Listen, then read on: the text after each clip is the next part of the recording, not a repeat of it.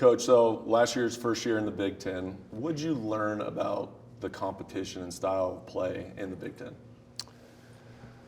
I think more than anything, you're just learning the different teams, the different venues, the rosters, right? What they do schematically.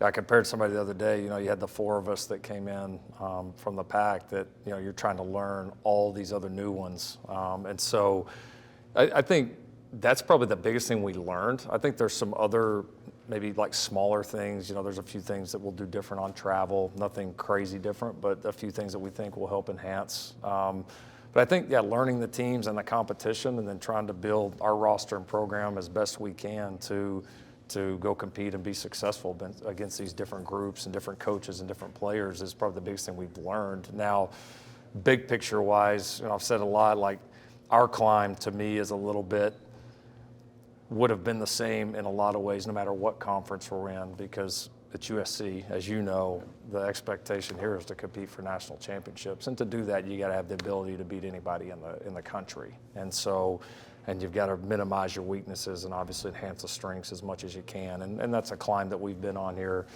for the last several years. And I think every year we get closer and closer and better equipped to not just compete in the Big Ten, but also nationally to accomplish the things that we know that we want to do here at USC. So when I look at last year, 5 of your 6 losses were one-possession games. You had to lead in the fourth quarter. I know it's not a good thing, but when you take a step back, is there anything positive that you can take away from that, knowing that you're so close? Of course. It's you have some kind of internal push-pull about when you look back at last season. Like, the bottom line is, like, all we've ever done is win, and that's all that we're used to. So when you don't, no matter how it comes about, it does not feel good. But the flip side of it is, and I think this is probably, having been in 2 blue blood programs now and been a part of a few things, you have a bigger perspective that there's growth and a climb that's happening right now. And you could go lose 5 games, and those 5 games and go lose them by 30 points, and you'd feel one way. And the reality is we had a chance to win every single game that we played in, and we played, without a doubt, one of the toughest schedules in the country. We played the entire Big Ten schedule, LSU and Notre Dame. And so there is a ton of positives. And I think the people that really watched us play, that didn't just look at the score, the record, the stats, that really watched the games, they would see why there is so much optimism. They would see why we have the #1 recruiting class in the country in the 26th. They would see why we're bringing in guys like Rob Ryan, adding them to our coaching staff. Chad Bowden and our entire front office has changed. They would see why we're building this fabulous facility that, as you and I and a lot of people know, has been needed at USC for a long time. You want the results. Trust me, I want them as bad as anybody, but I also know that there's a process to it, and the things that are happening are going to give us the results that every Trojan wants. Yeah, you just mentioned a few names. Let's start with Chad Bowden. Comes in as the GM. The GM's kind of becoming a much more prominent position here in college football. Mm-hmm. How has that impacted you in a positive way?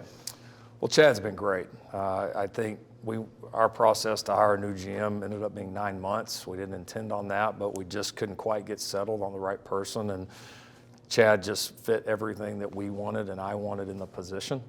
I think his ability to think outside the box in terms of how we construct the roster, how we recruit.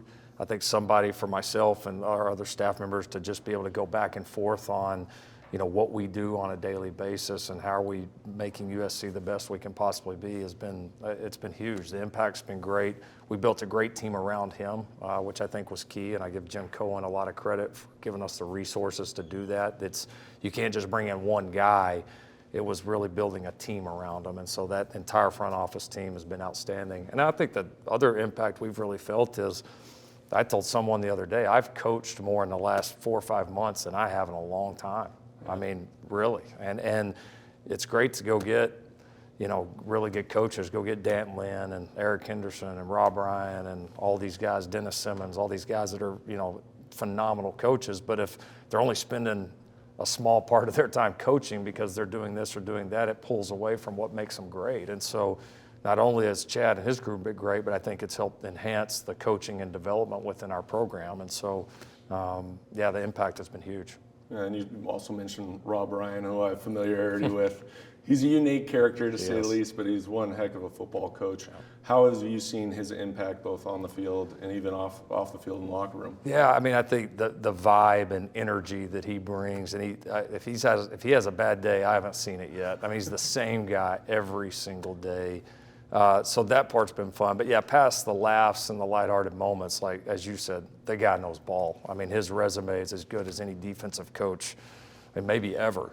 And so that level of expertise in our defensive room with Coach Lind on the staff, for me, having a guy that I can go to and talk to about certain situations or how they handled this, at different areas, or to watch film, or just having guys like that matter. And but that's what's been fun about this place is, all right, well, our linebacker coach gets a head coaching job at Fresno State. We got to go hire a new linebacker coach, and you can go get a guy like Rob Ryan. I mean, that's the power of USC. Yeah, and Danton Lind did a great job last year, obviously, with the defense, 10 less points a game. How does his role in the partnership with Rob Ryan, how does that coexist? Well, they actually lived together for a while. Did they really? They did, and so it's a pretty funny story. But they got to know each other, obviously coaching in the NFL, and Rob kind of took Danton under his wing, and a great relationship formed there. And so when this came open, we were looking at different guys. Danton brought Rob's name up, and I'm just kind of sitting there like, if I'm drafting a 5-on-5 basketball team, I would probably put Michael Jordan's name on the board. That doesn't mean he's going to come do it. I mean, just kind of like, okay. And it became more reality, and all of a sudden it happened. But they got a phenomenal relationship. I think for Danton, having a guy that knows this system so well, that he can bounce ideas off of, not just linebacker play, but big picture play, I think it's been really good. And from a coordinator standpoint, like I've sat there, when you got those guys in there that know their stuff, are going to be there to support you and give great ideas and feedback, man, it empowers you as a coach. Let's talk about Jayden Maiava. He obviously finished the year strong, had a great bowl performance. What do you expect out of him as a full-time starter this year? A lot. Yeah. I mean, he started 4 games. We won 3 of them, and he gave us a phenomenal opportunity to beat Notre Dame. He played against 4 really good defenses in all 4 of those games, and performed really well, made a lot of big plays, made some plays that I think those teams didn't see from other quarterbacks all year long. So his good is really, really good. Like a lot of young quarterbacks, we've got to eliminate some of the big mistakes, and that'll be, I think, a big part of his development, like it is for most guys. And if his bad all of a sudden becomes incompletions or throwaways or this and that, then this guy's going to be pretty tough to stop, because his good is, some of the throws that this guy can make and how decisive he plays the position, like this guy's got a chance to really be a good player. So I went to USC. USC is all about national championships. It's been a little while. Do you think now, being part of the Big Ten and also with the expanded playoff, it gets easier or harder for USC to get back to that place? Oh, I think that's a good question. I mean, there's a little bit of, you're trying to project what it would be like if none of those things happened. I mean, I do think past whatever conference we're in this era right now, I think we're uniquely positioned. I know we are. There are some advantages, as you know from being there, to being at USC that you just flat out cannot get anywhere else. Like they can't be duplicated.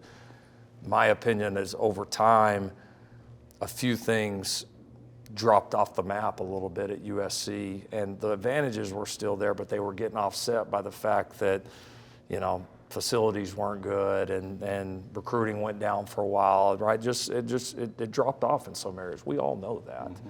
And so what's happened, I think, and look at our recruiting class right now, is we've worked on these areas, not just in football. I'm talking about our administration, the school, the entire university has really invested itself in being great at football again.